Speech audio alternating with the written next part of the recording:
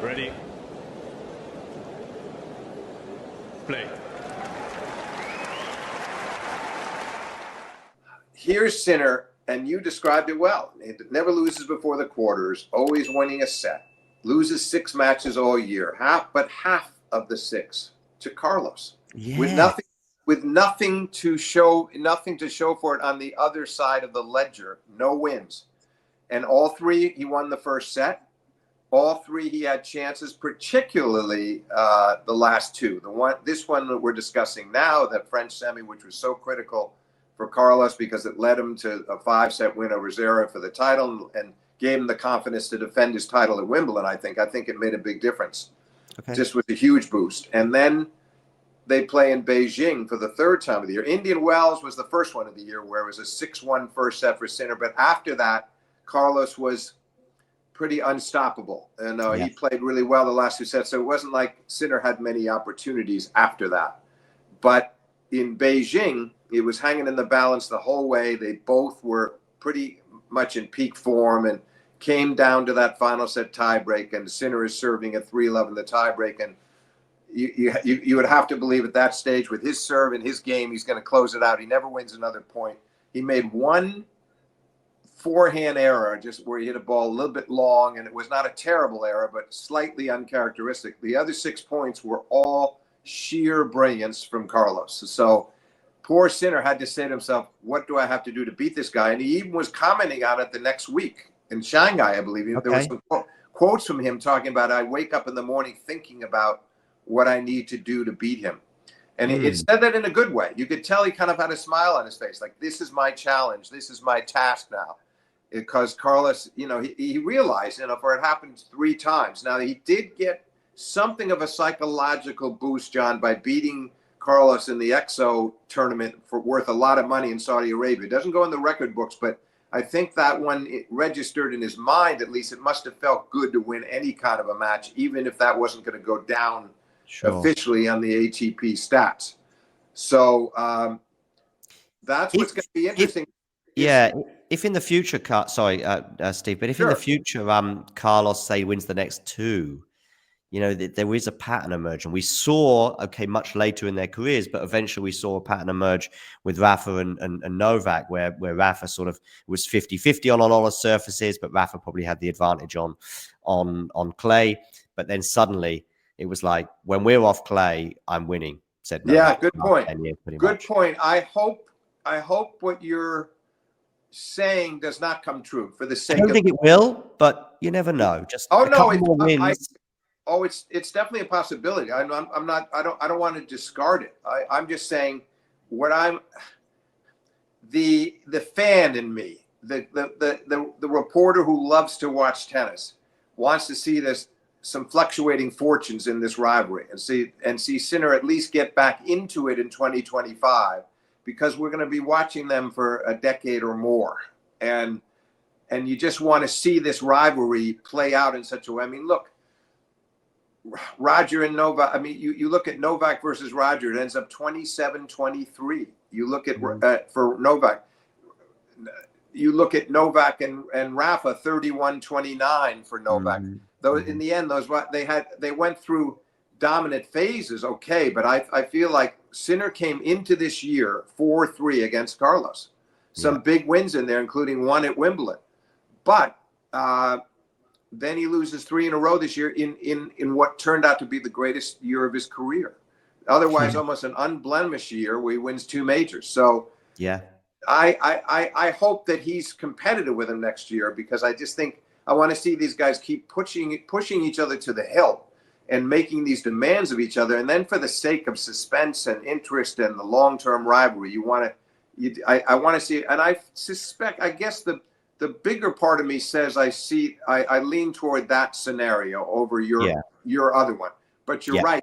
You just can't tell. You can't tell. That's what makes tennis so interesting. You don't know where it's leading. And certainly Carlos goes into the year saying to himself, look, I have immense respect for Jannik. I will never take him lightly, but I think Carlos would say to you, look, I don't want Jannik to hear what I'm saying right now, but I think I'm a better player than he is. And I honestly think he does believe that. In turn, Sinner says to himself, No, I think I'm better, but I think I've got to find a way to. I've got to find a slightly different formula, and I've got to be a little bit better under pressure against this guy. And I've got to be. I have to maybe be willing to take a few more risks. Maybe that's what Sinner is saying in the back of his mind, that I've got to be maybe a little more daring at times, because he's beating me to the punch, and he's taking these matches out of my hands. And the Beijing final 7 points is the perfect illustration that Sinner his game, he didn't suddenly start double faulting and making flagrant unforced errors. Carlos had made one spectacular shot after another, but then Sinner has to say, what do I have to do to prevent that from happening? I've got to be a little more assertive in these rallies and look for the openings and go for them, and be willing to miss a little bit more than I'm accustomed to, but make those winners when the openings are there.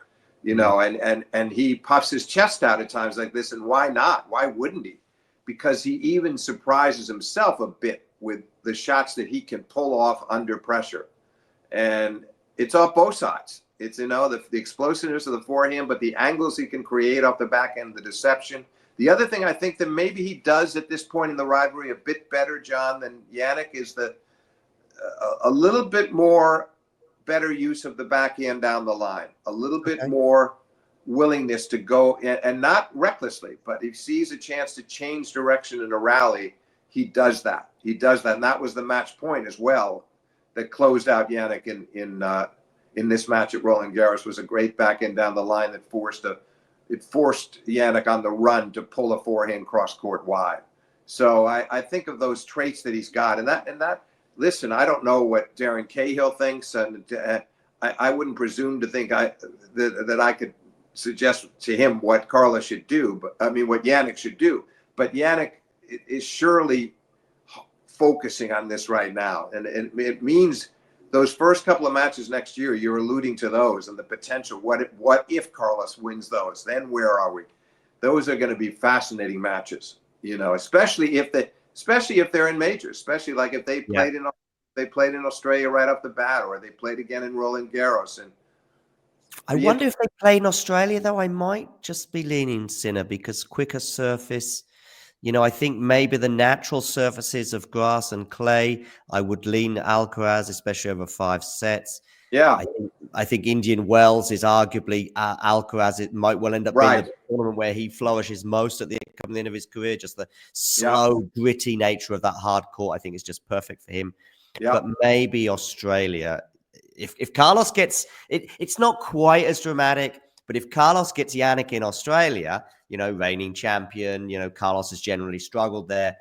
It would be a mini sort of Rafa over Roger at 2008 moment, because I'm not saying that this has necessarily reached those heights, but it'll be just like, I'm beating you in the conditions that should be best for you, Yeah, right. Good point. Because you're right. You would say going in the conditions, and based on Sinner is going to go back there as defending champion, the fact that Carlos hasn't played well there yet, and didn't play well this past year in losing to Zverev, and yeah, that would be a big blow to Sinner. And conversely, if Sinner got him there, if Sinner wins in 4 or 5 over Carlos, and that carries him into the season feeling better about himself in that regard. So it's going to be fascinating. But they both took away a lot out of this year. Sinner far more consistent, very worthy of that number 1 ranking. Carlos would be the first to admit it. The unfortunate thing with Carlos, John, being a bit streaky, was that you really felt like he should have ended with 2 majors. He should end the year number 2.